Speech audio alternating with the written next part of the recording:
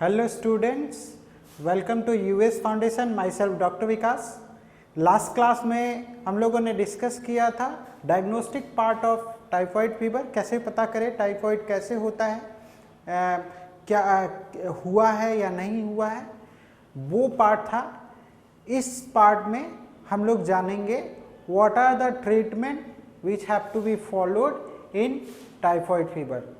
एक बात बता दो, टाइफाइड फीवर एक एंटेरिक फीवर है, बहुत दिन तक रहता है, तो सोच समझ के मेडिकली ट्रीटेड करें, डॉक्टर से सलाह लेके करें, खुद से इलाज करने की कोशिश ना करें। फीवर है बहुत दिनों से तो आप सोच रहे हैं कि चलिए ठीक है, कोई ऐसा एंटीपायरेटिक ड्रग जैसे कि पैरासीटामोल या फिर कालपोल वगैरह, जो भी आप डोलो, जो भी आप जानते हैं पायरेटिक ड्रग, वो खा लेते हैं, फीवर उतर जाता है और वो ठीक हो गया, ऐसा होता नहीं है।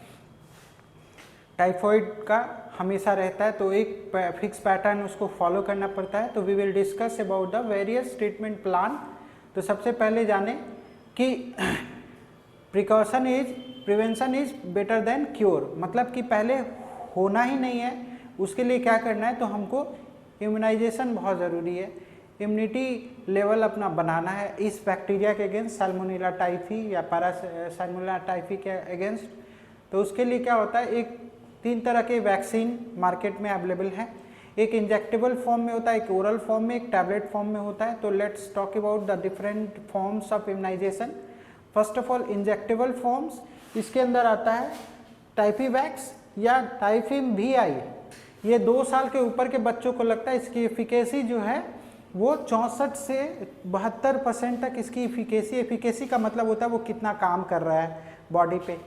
तो एक ऐसा है जो 2 साल के बाद, और एक 6 साल के बाद लगता है, जो कि ओरल फॉर्म में होता है, जिसको टाइफो ओरल बोलते हैं। टाइफी ओरल जो है वो 6 साल के बाद ही लगा सकते हैं और बूस्टर डोज 3 साल के बाद देना पड़ता है। जैसे आप इस टैबलेट को खाते हैं, आपके बॉडी में इम्यूनिटी बनना शुरू होता है 2 से 3 वीक तक, लेकिन इसको बूस्टर डोज देने की ज़रूरत है 2 से 3 साल बाद। उसको फिर से एक इंजेक्शन की जरूरत, एक ओरल टैबलेट की ज़रूरत पड़ती है टाइफोरल का। मिल्क या कोई भी हॉट लिक्विड के साथ उसको ले सकते हैं। एक और आता है टैब वैक्सीन। ये 3 तरह का वैक्सीन जो है वो अवेलेबल है मार्केट में, जिसमें सबसे कॉमन जो है वो है टाइफी VI या टाइफीवैक्स इंजेक्शन, जो है ज़्यादातर लोग यूज़ करते हैं क्योंकि इसकी एफिकेसी अच्छी खासी है, 64 to 72%। इसके बाद आते हैं कि वेरियस फॉर्म। अब आपको पहले चीज़ें बता दें कि टाइफाइड हुआ तो आपको रेस्ट की ज़रूरत है, लेकिन एकदम इमोबाइल ना होए। साथ ही साथ फ्लूइड डाइट्स वगैरह लें, और बॉडी में सीरम बहुत वीकनेस आती है। वीकनेस क्यों आता है? इलेक्ट्रोलाइट बहुत वीक हो जाता है, इलेक्ट्रोलाइट बहुत बॉडी से लॉस हो जाता है, या तो वो वॉमिटिंग के फॉर्म में या स्टूल के फॉर्म में। तो क्या होता है, इलेक्ट्रोलाइट को मेंटेन करना ज़रूरी है। तो हम ORS वगैरह जो भी है रिहाइड्रेट करता है बॉडी को, इलेक्ट्रोलाइट भी प्रोवाइड कराता है, और जो भी जिंक वगैरह है, जो भी बॉडी को इलेक्ट्रोलाइट प्रोवाइड करते हैं, वैसे चीज़ों को लेना ज़रूरी है। खाने में ऐसी चीज़ें करें जो आप पचा पाए, क्योंकि आपका पहले से ही डायरिया होना स्टार्ट हो जाता है टाइफाइड में, तो आपको सेमी लिक्विड या फ्लूइड लिक्विड जैसा ही फूड आपको प्रीफर करना है। साथ ही साथ हैंड वॉश करके हमेशा खाना है, क्योंकि जर्म जो है हैंड के थ्रू माउथ में जाते हैं, तो हमेशा हैंड को प्रॉपर वॉश करके ही खाना है।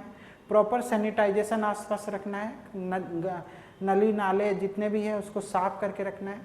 और इसके बाद ट्रीटमेंट पार्ट पे आते हैं, तो एंटीबायोटिक फॉलो करते हैं। एंटीपायरेटिक तो देना ही पड़ेगा, फीवर है तो एंटीपायरेटिक जो भी आपको पता है वो दे सकते हैं। पैरासीटामोल या डोलो या कालपोल, जो भी आपको पता है आप दे सकते हैं। प्लेन 625 mg या 500 mg भी दे सकते हैं, एज पर पेशेंट जो भी सिम्टोमेटिक, जितने देर तक सिम्टोमेटिक है वो उसके अकॉर्डिंग 1 से 2 बार दे सकते हैं। इसके बाद एंटीबायोटिक पे कहानी आती है। तो एंटीबायोटिक पे कहानी क्यों आती है, क्योंकि क्यों छूटता नहीं है जल्दी टाइफाइड, उसकी पीछे रीज़न है। क्या होता है कि वेरियस ग्रुप जो है, बॉडी जो है वो वेरियस ग्रुप ऑफ ड्रग से रेजिस्टेंट कर जाता है। रेजिस्टेंट का मतलब है कि उस पर वो मेडिसिन फिर काम नहीं करता है। तो उसके लिए वेरियस अलग अलग forms of medicine of treatment plan follow करने के लिए गाइडलाइन दी गई है। तो वी विल डिस्कस 1 by 1। सबसे पहले देखें कि अगर फुल्ली सेंसिटिव है, उसके अंदर बहुत सारे मेडिसिन से वो सेंसिटिव है और तो उसको हम फ्लोरोक्विनोलोन या सिप्रोफ्लॉक्सासिन या ओफ्लॉक्सासिन 5 से 7 दिन तक हम दे सकते हैं। वैसे बोला जाता है कि टाइफाइड फीवर में 14 दिन तक कंटिन्यू किया जाता है, लेकिन सिम्टम देख के 7 से 14 दिन तक हम उसको दे सकते हैं। 5 mg एक बार या 2 बार भी दे सकते हैं। मल्टी ड्रग रेजिस्टेंट में फ्लोरोक्विनोलोन या सेफेक्सिन 7 से 14 दिन तक दे सकते हैं। मल्टी ड्रग रेजिस्टेंस का मतलब बहुत सारे ड्रग्स है वो रेजिस्टेंट है, उस पर काम नहीं करता है, रेजिस्टेंट कर गया है, तो उसको फ्लोरोक्विनोलोन या सेफेक्सिन जो थर्ड जनरेशन ऑफ सिप्रोफ्लॉक्सासिन होता है वो दे सकते हैं। इसके बाद क्विनोलोन से रेजिस्टेंट है। क्विनोलोन मतलब फ्लोरोक्विनोलोन में भी क्विनोलोन होता है, उससे अगर रेजिस्टेंट है तो उसमें ये काम नहीं करेगा। फ्लोरोक्विनोलोन दोनों में दिखा है लेकिन ये काम नहीं करेगा, उस केस में आपको माइक्रोलाइट देना पड़ेगा, एजिथ्रोमाइसिन और थर्ड ग्रुप सेफीट्राइक्सोन।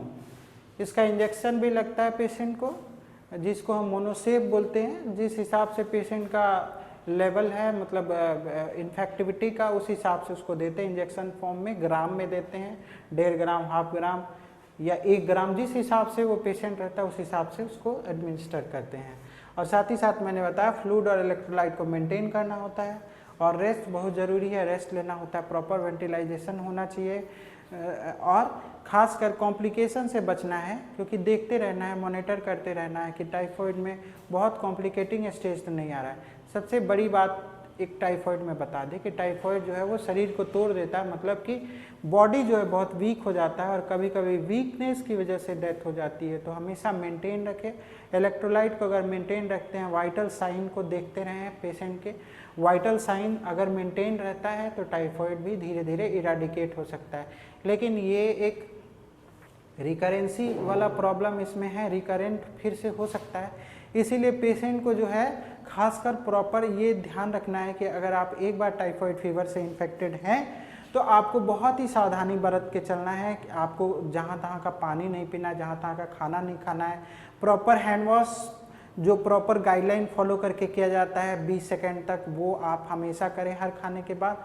बार बार नाक मुंह ये सबको ना छुए, इम्प्रॉपर सैनिटाइजेशन जहाँ है वहाँ पे ना रहें और ख़ासकर ध्यान दें कि अगर कोई आसपास टाइफाइड फीवर से अगर पीड़ित है, अगर उस इन्फेक्टेड है तो उन सब केसेस में आप उनसे बच के रहें। That's all from this slide. हमने डिस्कस कर लिया है typhoid fever overall complete scenario, 3 part में लगभग इसको कंप्लीट किया। That's all from my side, thank you. कितना मिनट का है?